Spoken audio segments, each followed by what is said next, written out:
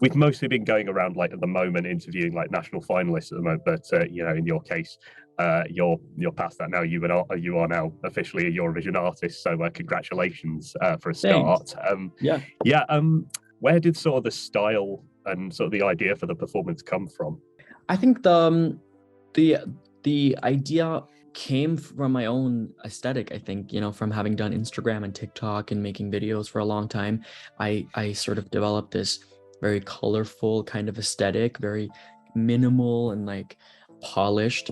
And I think we sort of looked at that, and then I also filmed a music video for the song, which I did back home in my country, and that was again very colorful. It had a lot of that like dreamy aesthetic, so I think that's where we drew inspiration from for the Danish show. And I'm excited about working on the big Eurovision show. I think it'll be quite a bit different, but we'll always obviously maintain a lot of what made that Danish show good. Usually when we sort of do these chats, like I'm sort of feeding off like bio info or just stuff that's online about acts anyway, but there's not a lot that's written about you online. So like to a lot of Eurofans at the moment, you're kind of an enigma. Like just going to give you the chance to sort of do now is like explain sort of how you got to be where you are now. Like who is Reiley?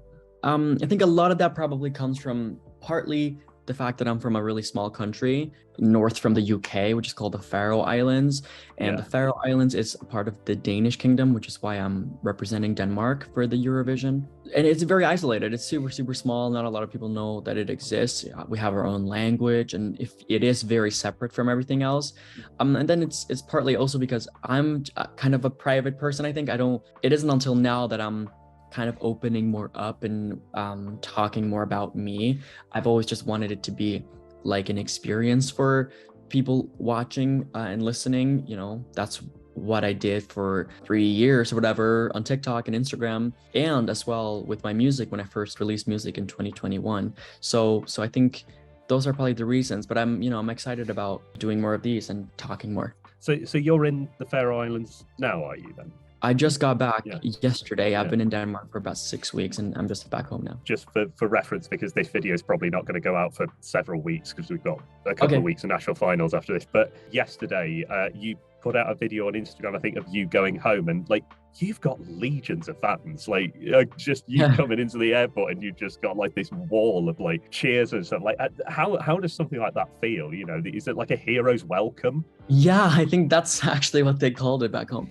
I just think people back home, like I said, because it's so small and it's very separate from this crazy world of Eurovision and stuff like that, that it just feels very special. And it is really special because I am the first person back home. Again, small country, 50,000 people. So I think for them to have one of their own do something like this and be able to represent a nation and the Danish kingdom, I think they find it really special. So I think everybody's super excited, and so am I. One thing quite specific that I did want to ask you, because I would say our sort of main demographic, you know, we do have a lot of young readers, and you know, Eurovision is becoming a young people's game now, but like I would say our demographic does skew slightly older, and maybe they're not as aware of sort of like the world of like Instagram and TikTok. So what I just wanted to ask you was kind of, you know, how does somebody go from barely known 3 years ago to now with like sort of 10 like legions of fans, 10 million subscribers, whatever, you know, how does that trajectory happen? What's been your experience? That is a really good question, and a question that I get a lot. A lot of it was honestly luck, because I got on TikTok very early on. It has just been changed from Musical.ly over to TikTok. It had been out for like, I don't know, a few months, like 6 months or something. So it's very early on, but there was a lot of people on there because they went from Musical.ly onto TikTok. And I started posting my colorful TikTok videos, and I did sort of like the same stuff on Instagram before. And I sort of moved everything over to TikTok and did these like horizontal videos, because Instagram was just the square, right? Every video I posted back then went viral because there weren't a lot of people that did the kind of videos that I made. I also leaned into making TikTok-y videos. Like I would purposely make them a bit like silly or gimmicky, or, you know, which I look back on now and I'm like, oh, you know, but it's kind of served its purpose because they went super, super viral, and I grew, you know, crazy amounts of followers every month. I think it was like, I got like 1 million followers a month over like a few months back in 2020 or something. So it was really crazy. So yeah, I just kind of blew up. But I think it was a lot of hard work because I had to post a lot, but it was also kind of luck that it sort of happened at the right time, because now you don't really get those kinds of views, or you don't grow as quickly anymore. I've just got a question here.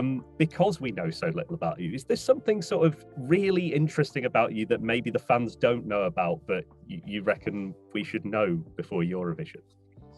I'm a gymnast, which people may or may not know. Wow. I did gymnastics. Definitely talk about that then. Yeah, I did gymnastics. Started gymnastics when I was like a year old with my mom, and then went on to doing competitive gymnastics for like almost 15 years. So that was like my childhood. I grew up doing gymnastics, and then eventually I got cast in a musical, and just that's when I really found my love for performing and singing and stuff. We have this like local theater, or musical theater production that is every second year or every other year there's a production here, and it's a really huge, back home, again, small scale, but it was a really big thing. I think it was like a 500 people theater, but every day for like 6 weeks. So it was a really big thing, and I was able to stand in front of a big crowd. But I'm not a musical theater. I'm not an MT person at all, but I love musical theater. So I'm not trained or anything in musical theater, but that was my beginning, or like how I started with it. And I loved musical theater songs. I'd always sing musical theater and stuff, and I still love it. Sort of thinking forward to Eurovision, like, so what are your main plans between now and May? I think it's just to get introduced to this crazy world that is just so exciting, and it's so new to me. I just feel really thrilled and really honored. I'm really grateful to be able to do this, and to be able to be a part of this Eurovision kind of family, and like everybody's so passionate. That's what I'm excited. I'm excited about putting on my show. We're starting to plan that now. We had a bunch of ideas before, some of which we were able to bring to life on the Danish stage, but a lot of stuff we couldn't do because it's not the same kind of production. So we're really hoping to pull a lot of those really big, extravagant ideas to life in Liverpool. Brilliant. Yeah, you've just jogged my memory about something. The graffiti on the dancer's back, was that your signature or something? No, I was just scribbling out, because in my music video, I have this one scene with like, it's a green room with white hearts. And at the end of it, I scribbled black over it. So that was that kind of, she had like a white heart on her back, and I was like scribbling over it because it's breaking my heart. Yeah, you just sort of jogged my memory about that, because I was just thinking, like, are we going to get something similar at Liverpool? But I'm not gonna ask you to give too much away, because I know that's part of the magic, really. To what extent are you following Eurovision? Do you have any favorite memories from watching it in the past? I just think Eurovision is such a big thing, and it's such a big thing for people back home. We always watch it. It's always on. My mom loves it. So I think growing up, I used to just sit there with my mom, and she would always have it on. Growing up, I used to love just all the glitter and like the lights and the show and the stage, and just that's what I loved, and that's what I'm really excited about.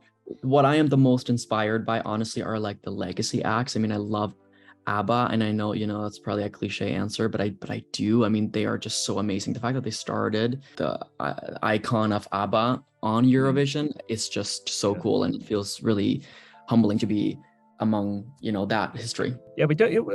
You say it's a cliche answer. We don't get a lot of people repping for ABBA these days. Like, I don't know. It's kind of maybe just because they've transcended Eurovision or something. But like, I guess it's nice to be reminded. Like, yeah, I know, but I do feel like when I get that question, I feel like I should come up with something really like edgy answer, like obscure or something. But honestly, I love ABBA. I do, and the fact that they've stood the test of time. They are.